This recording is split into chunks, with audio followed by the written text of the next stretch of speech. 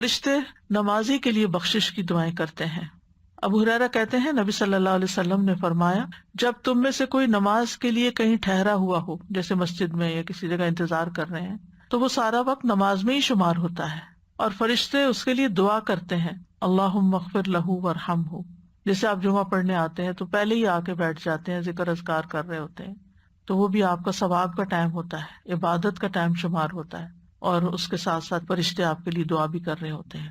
فرمایا یہ سلسلہ جاری رہتا ہے جب تک وہ اپنی نماز سے فارغ نہ ہو جائے یا بے وضو نہ ہو جائے، یعنی آپ وضو کی حالت میں بیٹھتے ہیں تو وہ آپ کے لیے دعائیں کرتے رہتے ہیں۔ پھر اہل ایمان دوسرے ایمان والوں کے لیے بخشش کی دعا کرتے ہیں، ربنا اغفر لنا ولاخواننا الذین سبقونا بالایمان۔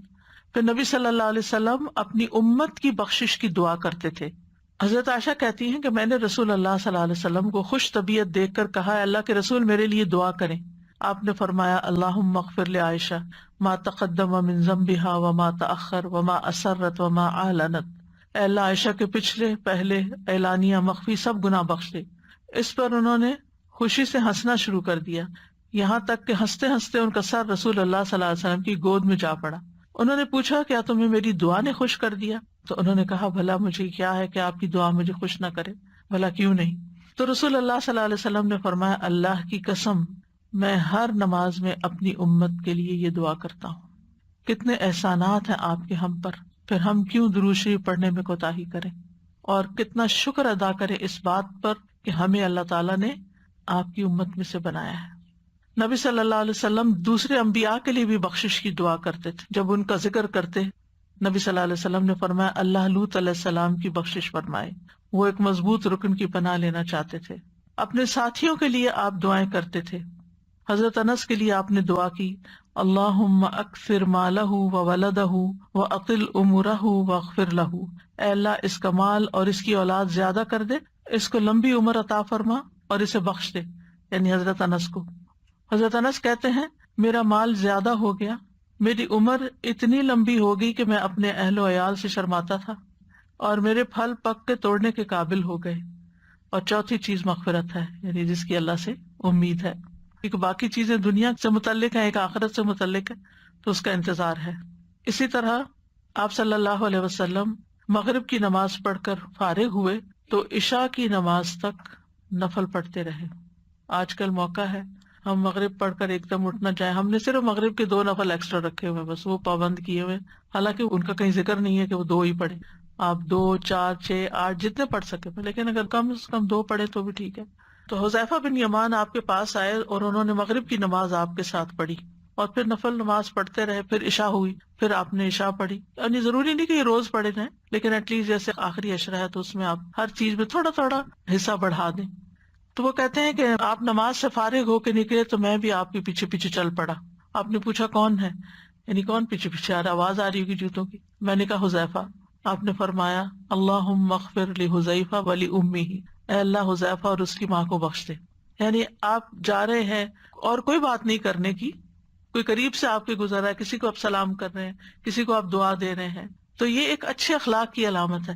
اس سے پتہ چلتا ہے کہ آپ کا دل دوسروں کے لیے صاف ہے، آپ دوسروں کے خیر خواہ ہیں، اور پھر ان کے منہ پہ بھی دعا دینی چاہیے، اللہ آپ کو جزائے خیر دے، اللہ تعالیٰ آپ کی عمر دراز کرے۔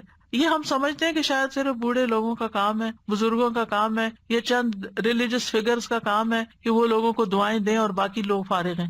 نہیں، یہ ہر ایک کو ایک دوسرے کو دعا دیتے رہنا چاہیے۔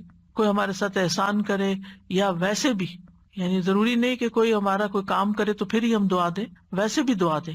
ابو ایاس کہتے ہیں، میرے والد بچپن میں نبی صلی اللہ علیہ وسلم کی خدمت میں حاضر ہوئے، آپ نے ان کے سر پہ ہاتھ پھیرا، ان کے لیے بخشش کی دعا کی۔ وہ ساری زندگی یاد رکھا، آگے اپنے بچوں کو بھی بتا رہے ہیں کہ جب میں چھوٹا تھا تو میرے ساتھ یہ ہوا تھا۔ پھر اسی طرح اپنے ساتھیوں اور ان کے اہل و عیال کے لیے بھی بخشش کی دعا کرنی چاہیے، صرف اپنے دوستوں کے لیے نہیں، ان کے آگے رشتے داروں کے لیے بھی۔ ابن عباس کہتے ہیں کہ رسول اللہ صلی اللہ علیہ وسلم نے عباس رضی اللہ عنہ سے فرمایا، پیر کی صبح کو آپ اپنے بیٹے کے ساتھ میرے پاس آئیے۔ چچا کو کہا، میں آپ کے حق میں ایسی دعا کروں جس سے آپ کو اور آپ کے بیٹے کو فائدہ پہنچے، یعنی اسے دعا کرنے کے لیے بلایا۔ پھر وہ صبح کو گئے، ہم بھی ان کے ساتھ گئے، یعنی والد کے، تو آپ نے ہمیں ایک چادر اڑا دی، پھر دعا کی، اللہم اغفر للعباس وولدہ مغفرۃ ظاہرۃ وباطنۃ لا تغادر ذنبا اللہم احفظہ فی ولدہ۔ اے اللہ عباس کی اور ان کے بیٹے کی بخشش فرمائیے، ایسی بخشش جو ظاہر اور باطن دونوں اعتبار سے ہو، ایسی ہو کہ کوئی گناہ نہ چھوڑے۔ اے اللہ ان کی حفاظت فرما، ان کے بیٹے کے سلسلے میں بھی ان کی حفاظت کر، یعنی اس کے حقوق کی ادائیگی کی انہیں توفیق عطا کر، یعنی ان کو توفیق دے کہ یہ اپنے بچوں کے صحیح لک آفٹر کریں۔ کتنی خوبصورت دعا ہے، اور اسپیشلی اس کے لیے بولا آپ آنا، میں آپ کے لیے دعا کروں گا، ٹھیک۔ پھر میزبان کی بخشش کی دعا بھی کرنی چاہیے۔ عبداللہ بن بصر مازنی کہتے ہیں ایک مرتبہ میرے والد نے رسول اللہ صلی اللہ علیہ وسلم کو کھانے پر بلانے کے لیے مجھے بھیجا، آپ میرے ساتھ آ گئے۔ جب گھر کے قریب پہنچے تو میں نے جلدی سے جا کر اپنے والدین کو بتایا کہ آ گئے ہیں، تو وہ دونوں گھر سے باہر آ گئے۔ رسول اللہ صلی اللہ علیہ وسلم کا استقبال کیا، آپ کو خوش آمدید کہا، پھر ہم نے ایک دبیس چادر، تھک چادر جو ہمارے پاس تھی بچھا دی، رسول اللہ صلی اللہ علیہ وسلم اس پر بیٹھ گئے۔ پھر والد صاحب نے میری والدہ سے کہا کھانا لاؤ، چنانچہ وہ ایک پیالہ لے کر آئیں جس میں پانی اور نمک ملے آٹے سے روٹی بنی ہوئی تھی۔ انہوں نے وہ برتن رسول اللہ صلی اللہ علیہ وسلم کے سامنے لا کر رکھ دیا۔ رسول اللہ صلی اللہ علیہ وسلم نے فرمایا بسم اللہ پڑھ کر کناروں سے کھاؤ، یعنی سائڈ سے کھاؤ، درمیان کا حصہ چھوڑ دو کیونکہ برکت اس حصے پر اترتی ہے، یعنی بیچ میں اترتی ہے۔ پھر رسول اللہ صلی اللہ علیہ وسلم نے اسے تناول فرمایا، ہم نے بھی کھایا پھر بھی وہ بچ گئی۔ فارغ ہونے کے بعد رسول اللہ صلی اللہ علیہ وسلم نے فرمایا اللہم اغفر لہم وارحمہم وبارک علیہم ووسع علیہم فی ارزاقہم، اے اللہ ان کی بخشش فرما، ان پر رحم فرما، انہیں برکت عطا فرما اور ان کے رزق کو کشادہ کر دے۔ اس سارے قصے میں آپ دیکھیے یعنی ڈیلنگ میں کتنی سادگی ہے، کتنی آسانی ہے اور کتنی محبت ہے، کیونکہ اصل توجہ کھانے پینے پہ نہیں ہے، اصل توجہ ریلیشن شپ پہ ہے، اس سارے اخلاق پر ہے جو ایک دوسرے کے ساتھ برتا جا رہا ہے، کہ کس طرح ویلکم کیا، کس طرح بٹھایا۔ ظاہر ہے جس طرح کا گھر تھا، جو میسر تھا، سب سے اچھی چادر بچھا دی، نیچے ہی بیٹھ گئے، ایک ہی ڈش تھی، ایک ہی پیالہ یا ایک ہی بول جس میں روٹی بنی ہوئی تھی، اور اس میں بھی وہ بتا رہے ہیں کہ وہ پانی اور نمک ملے آٹے سے، یعنی آٹے میں نمک ڈلا ہوا تھا۔ اب تک ہمارے ہاں رواج ہے کہ آٹے میں نمک ڈال دیا جاتا ہے تاکہ اگر سالن نہ بھی ہو، دہی سے کھائے کوئی یا کسی اور چھوٹی موٹی چیز سے، کیونکہ دیہاتوں وغیرہ میں ہر وقت سالن نہیں پکتے۔ بچپن میں نے دیکھا ہوا ہے کہ وہاں لوگ روٹی بنا لیتے ہیں، اچار نکال لیتے ہیں، لسی لے لیتے ہیں، لسی میں نمک مرچ گھول لیتے ہیں، اس کا صرف پیاز، اور پیاز کو چھری سے نہیں کاٹتے، یہ بھی ایک ٹیکنیک ہے، وہ کسی سخت چیز کے اوپر رکھتے ہیں اور اس کو پریس کر کے اس کو کھول کے تو ڈائریکٹ کھاتی، کیونکہ جب کسی چیز کو چھری لگ جاتی ہے تو اس کی تاثیر بدل جاتی۔ یعنی اگر پھل کو آپ دانت سے سیدھا کھائیں یا ہاتھ سے چھیل کے، ہم تو ہر چیز پہ چھری پھیر دیتے ہیں، تو ظاہر ہے کہ کھانے کی بھی ایک حرمت ہوتی ہے نا، جہاں ضرورت ہے وہاں تو چھری لگائی جائے، ورنہ جتنا آپ ہاتھ سے اس کو ٹریٹ کر کے کھائیں اتنا ہی بہتر ہے۔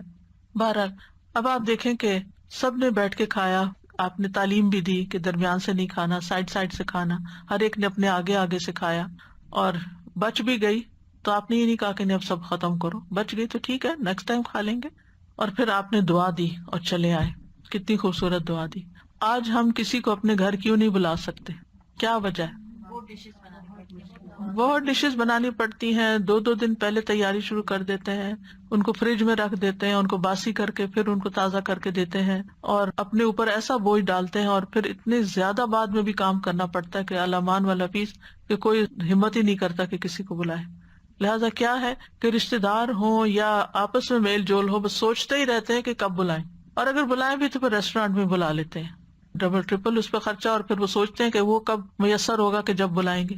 تو اگر ہم اس سادگی پر آ جائیں کہ ٹھیک ہے جو ہمیں میسر ہے اور جتنا ہم آسانی سے اس وقت میں بنا سکتے ہیں اپنی سہولت کے مطابق، لیکن اپنے دوستوں اور رشتے داروں اور احباب کو یعنی مختصر، اور پھر یہ بھی نہیں کہ بس پھر صبح سے گئے اور رات تک بیٹھے رہے اور دوسرے کو ذلیل کر دیا، یعنی کہ وہ یہی کہے کہ بس اب آئندہ نہ کبھی ان کو بلائے۔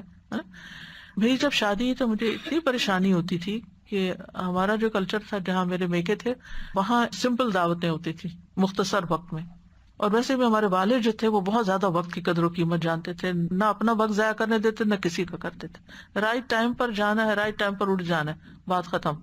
تو ملتان میں یہ رواج تھا کہ جب کوئی دعوت پہ بلاتا تھا تو آپ کو بعض اوقات ناشتے کے وقت جانا ہوتا تھا اور پھر سارا دن وہاں رہنا ہوتا تھا، پھر ان کے ہاں دوپہر کا کھانا نہیں ہوتا، وہ کچھ آفٹر نون کے قریب کھانا کھاتے ہیں، اور پھر اس کے بعد پھول پہناتے ہیں اور پتہ نہیں کیا کیا ہوتا ہے، اتنا انسان تھک جاتا ہے، گھر والے بھی تھک جاتے ہیں، لیکن وہ کلچر ہے، ایسی دعوت ہوتی ہے وہاں پر. تو اتنا زیادہ ویسٹ آف ٹائم کہ آپ کے پاس کچھ کرنے کو نہیں. جو نئی دلہن آتی ہے وہ سب کے لیے نئی ہوتی ہے، اس کو یہ بھی نہیں پتا یہ کون ہے کیا ہے، لوگ آپس میں باتیں کرتے رہتے ہیں، اس کا کوئی انٹرسٹ نہیں ہوتا اس میں. تو وہ محبت بڑھنے کی وجہ ایک بیزاری بڑھ جاتی ہے کہ انسان پھر سوچتا ہے کہ دوبارہ کبھی جائے، نہیں ایسی جگہ نہیں جانا جہاں تھک ٹوٹ کے واپس آئے اور کچھ کام نہیں ہوا. اور خاص طور پر اگر آپ اپنے وقت کی قدر و قیمت رکھتے ہیں اور آپ کی زندگی میں کوئی مقصد ہے تو آپ ایسی چیزوں سے پھر 100 دفعہ پرہیز کرتے ہیں. تو بہرحال ہمیں اپنی زندگیوں میں سادگی اختیار کرنی چاہیے اور اپنی حیثیت سے مراد جسمانی، مالی اور اوقات کے مطابق اس طرح کے کام کرنے چاہیے کہ جس میں کسی کے لیے بھی تکلیف نہ ہو، بلکہ وہ مجلس محبت کی مجلس بنے، کسی کا آنا یاد بھی رہے کہ کوئی آیا ہے اور کچھ فائدہ ہوا ہے. پھر بعض اوقات ہمارے یہاں یہ بھی ہوتا ہے، ہم بلا لیتے ہیں لوگوں کو، خود کچن میں رہتے ہیں اور لوگ بیٹھے، شکر ہے مکھیاں نہیں ورنہ مکھیاں مارتے ہیں. ابھی آپ سے ملنے کے لیے آئے اور آپ غائب ہیں تو وہ بھی ایک تکلیف کا باعث بن جاتا ہے. یعنی کہ اب آئے تو کیا کریں بیٹھ کے یہاں. پھر کچھ لوگ تو سیاست پہ باتیں کرنا شروع کر دیتے ہیں، کچھ اور اسی قسم کے ادھر ادھر کی کسی کی غیبت شروع کر دیتا ہے، یعنی اس سے کچھ حاصل نہیں ہوتا. تو ہم بعض اوقات نماز، روزہ، صدقہ وہ تو اپنا دین کا حصہ سمجھتے ہیں، لیکن یہ جو اسلامی اخلاق اور آداب ہیں، آپ دیکھیں جتنی ترقی یافتہ قومیں انہوں نے کسی نہ کسی طریقے سے اپنا لیے ہیں.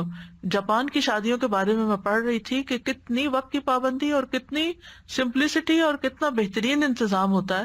لیکن ہمارے ہاں شادیاں ہوں یا ولیمے ہوں یا عقیقہ ہو یا کوئی مناسبت ہو یا کوئی نہ بھی ہو. اسی طرح عبداللہ بن بسر کہتے ہیں رسول اللہ صلی اللہ علیہ وسلم میرے والد کے ہاں مہمان ہوئے، ہم نے رسول اللہ صلی اللہ علیہ وسلم کی خدمت میں کھجور، پنیر اور گھی سے تیار کیا ہوا حلوہ پیش کیا. آپ نے اس میں سے تناول فرمایا، پھر آپ کے سامنے کھجوریں پیش کی گئیں تو آپ کھجوریں کھا رہے تھے اور گٹلیاں اپنی 2 انگلیوں کے درمیان ڈالتے جا رہے تھے، یعنی اپنے ہاتھ کے اندر. آپ نے شہادت کی اور درمیانی انگلی اکٹھی کی ہوئی تھی، یعنی اندر ہی رکھ رہے تھے. پھر آپ کے سامنے مشروب لایا گیا، آپ نے اسے پیا، پھر اپنی دائیں جانب والے کو دے دیا. عبداللہ بن بسر کہتے ہیں تو میرے والد نے کہا جب انہوں نے آپ کی سواری کی لگام پکڑی ہوئی تھی کہ ہمارے لیے اللہ سے دعا کیجیے، یہ جانے لگے ہوں گے اور رخصت کریں، تو آپ نے فرمایا اللہم بارک لہم فیما رزقتہم واغفر لہم وارحم. دیکھیے کھانے کا موقع ہے، پھر بھی بخشش کی دعائیں دی جا رہی کہ اللہ تو نے جو رزق انہیں دیا ہے اس میں برکت ڈال دے اور ان کے گناہ بخش دے اور ان پر رحم فرما.